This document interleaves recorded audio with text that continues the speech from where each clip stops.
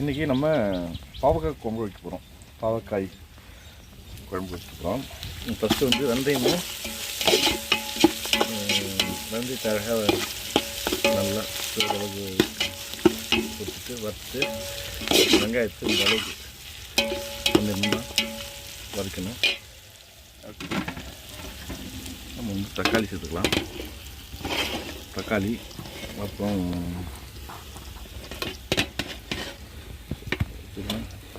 கத்திரிக்காய் கொஞ்சம் சேர்த்துக்கலாம். அப்போ டேஸ்ட் நல்லாயிருக்கும்.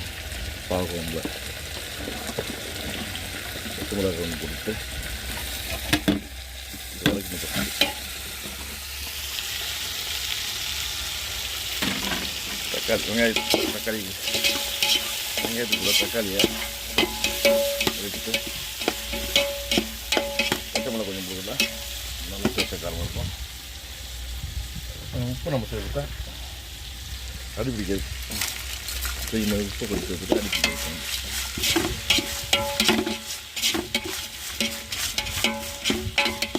ஈஸியாக தக்காளி வதக்கி இல்லாமல்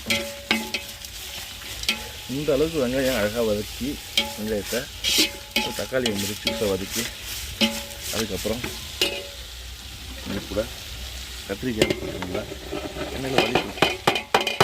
நல்லா வதக்கினா தான் டேஸ்ட் அருமையாக இருக்கும். இதை வதக்கிட்டு அறுத்துட்டு அது கூட பாவக்காயை போட்டு வதக்கணும்.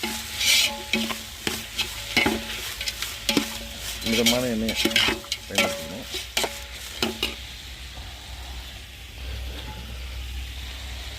பாவக்காயை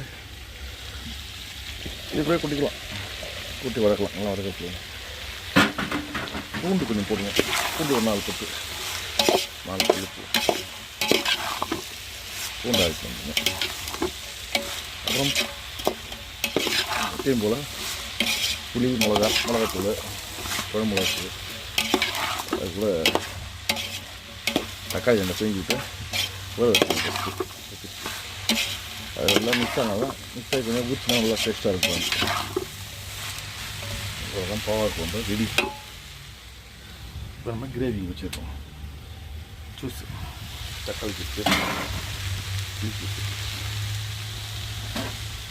ஆட் பண்ணணும். சிக்கன் மசாலா சேர்த்துருவோம்.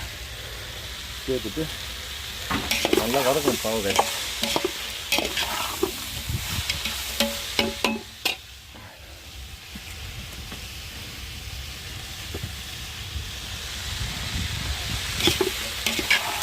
அருமையான பாவக்காய்